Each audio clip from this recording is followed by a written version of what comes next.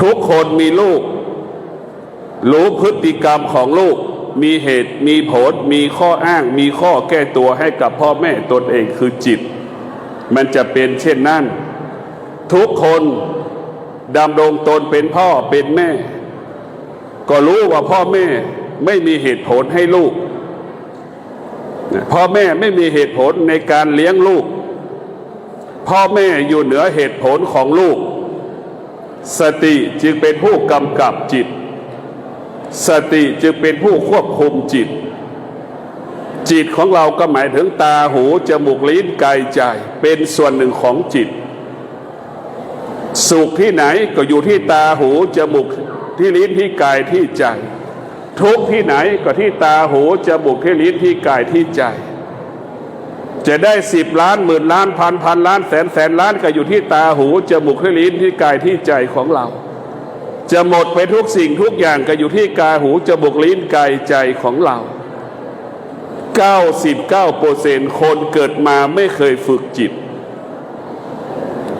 เมื่อเราไม่ได้ฝึกจิตเราก็เป็นผู้ที่หลงผิดดังผู้เจริญได้อายุ80มีก็อย่าห่วงในลูกห่วงในหลานเอาชีวิตไว้กับลูกกับหลานพอลูกหลานไม่ไปมาหาสู่สภาวะจิตออกอาการเกิดอาการภาษาพระปฏิบัติว่าแก่แล้วขาดปัญญาเรียกร้องหาลูกหลานพึ่งพาลูกหลานสร้างภาระให้ลูกหลานแก่แล้วขาดปัญญาตรงกันข้ามเกิดมาแล้วได้ฝึกฝนจิตจงเกิดปัญญาจิตก็คือตาหูจมูกลิ้นกายใจของเราเป็นส่วนหนึ่งของจิตแก่ด้วยปัญญาจึงไม่ยึดติดในลูกในหลานลูกหลานไม่มีค่าไม่มีความหมายลูกหลานจะไปมาหาสู่หรือไม่ก็ไม่มีค่าไม่มีความหมาย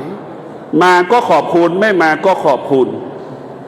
แก่ด้วยปัญญาจึงรู้ว่าลูกหลานจะอยู่ไม่อยู่เราก็แก่เราก็เจ็บเราก็ตายลูกหลานจะอยู่ไม่อยู่ก็ไม่สามารถหยุดยั้งความแก่ความเจ็บความตายได้แก่ด้วยปัญญาไม่สร้างภาระไม่สร้างปัญหาให้กับลูกหลานตนเองส่วนมากมันขาดปัญญากันหมดไม่มีปัญญามีแต่ความคิดเกิดจากตาที่สัมผัสกับรูปหูสัมผัสกับเสียงลิ้นสัมผัสกับรสกายเราสัมผัสกับความหนาวความร้อนความเย็นของแข็งของอ่อนเราก็ไปคิดเองเองจึงเกิดคำว่า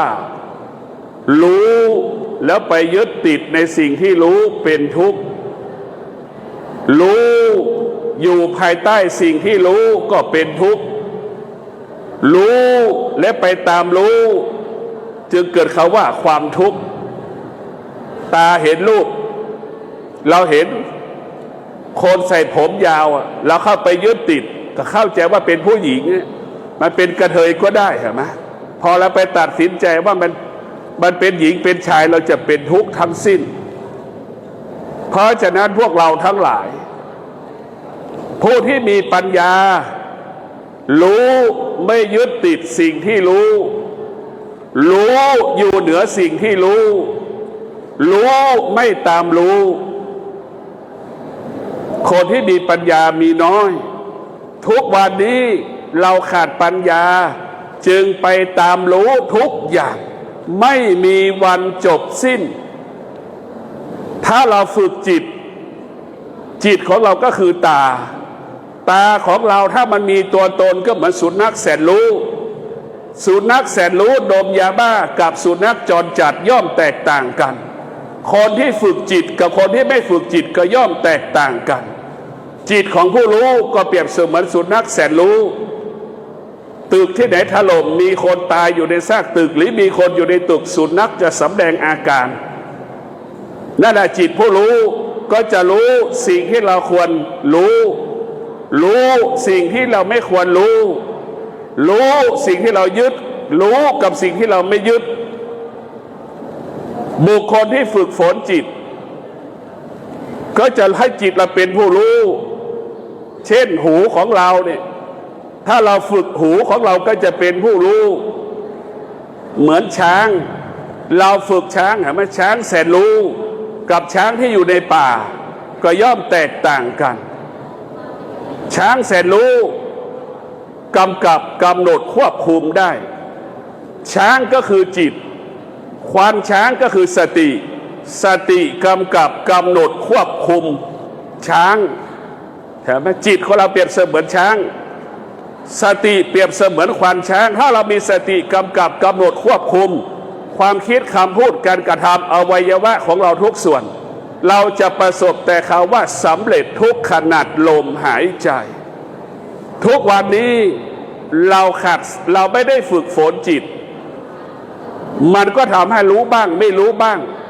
ไอ้รู้ตัวนี้ไม่ต่อเนื่องไม่สืบเนื่อง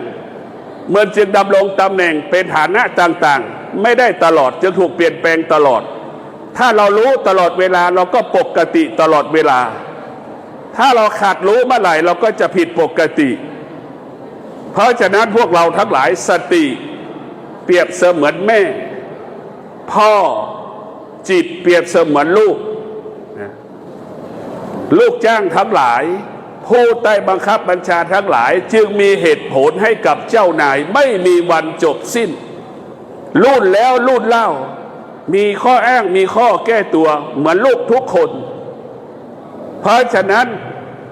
พวกเราทั้งหลายต้องฝึกดังคำว่าเข้าใจชนะสำเร็จเข้าใจชนะสำเร็จที่ไม่สำเร็จเพราะไม่เข้าใจหัวหน้างานเข้าใจใช้คนจึงเกิดคำว่าเข้าใจชนะสำเร็จหัวหน้างานไม่เข้าใจในการใช้คนไปแล้วจึงคำว่าไม่ชนะไม่สำเร็จจึงเขียนภาษาปัญชญาว่าเข้าใจชนะสำเร็จที่ไม่สำเร็จเพราะไม่เข้าใจที่ไม่สำเร็จเพราะไม่เข้าใจคนที่ไม่ประสบความสำเร็จไม่เข้าใจซ้ำซากเมื่อถูกเจ้านายตำหนิก็ยิ่งเสียใจหนักไปอีกไม่ยอมรับว่าตัวเองทำความผิดพลาดหรือทำงานไม่ประสบความสำเร็จจึงเกิดคำว่าเข้าใจจะไม่เสียใจเสียใจเพราะไม่เข้าใจ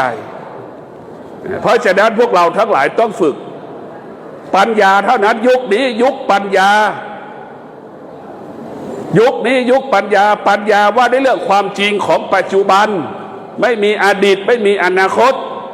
ผู้ที่มีสติอยู่กับปัจจุบันรู้สึกตัวว่ากำลังนั่งอยู่ถ้าเรารู้สึกตัวว่านั่งว่ายืนว่านอนมือขวามือซ้ายจับวัตถุสิ่งของ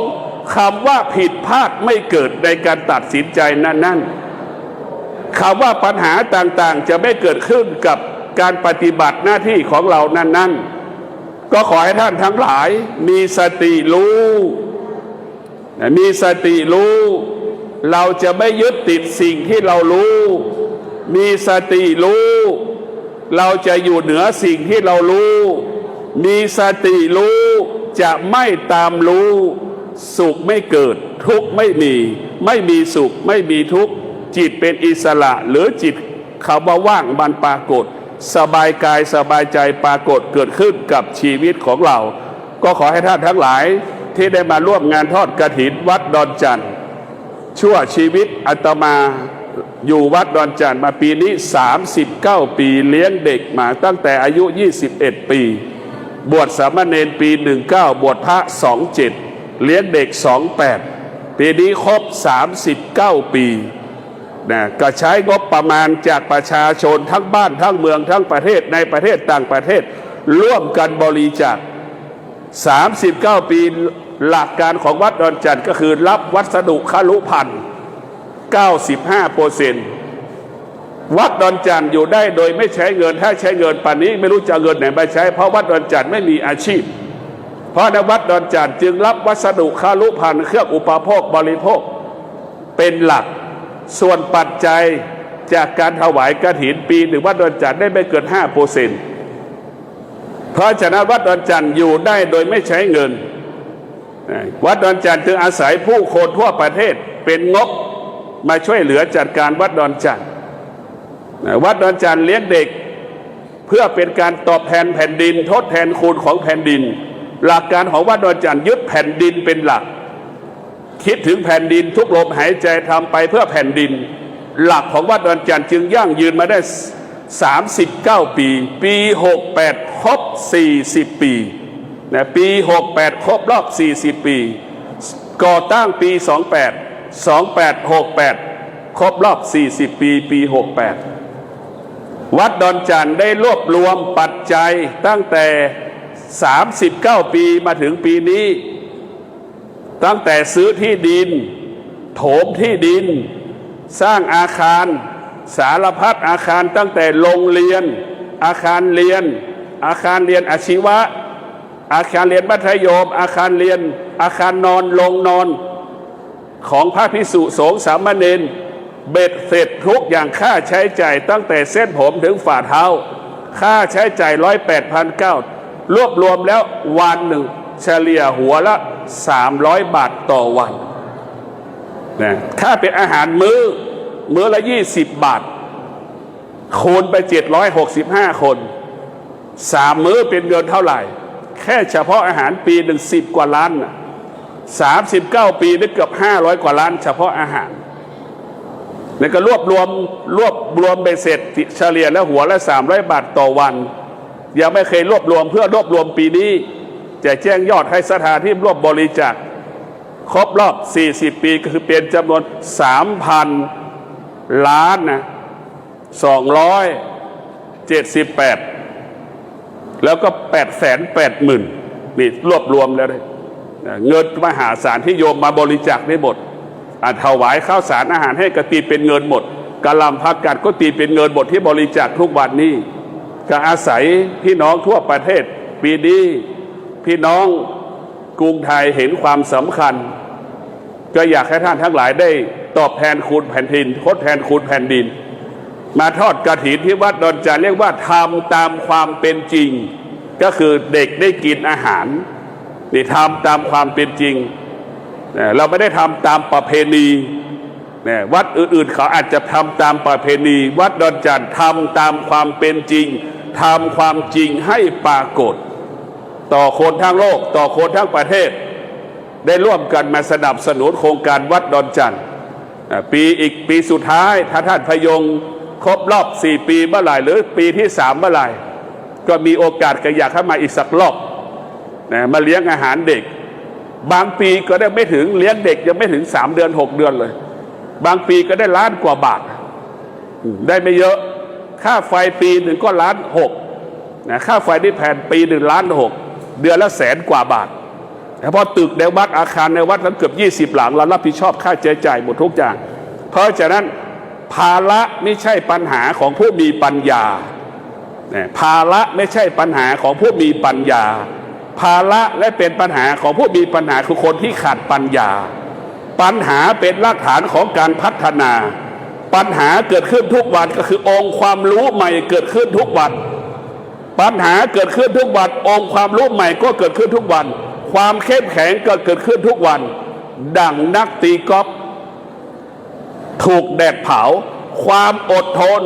ทำลายเซลล์ที่อ่อนแอของร่างกายเซลล์นั้นก็ตายไป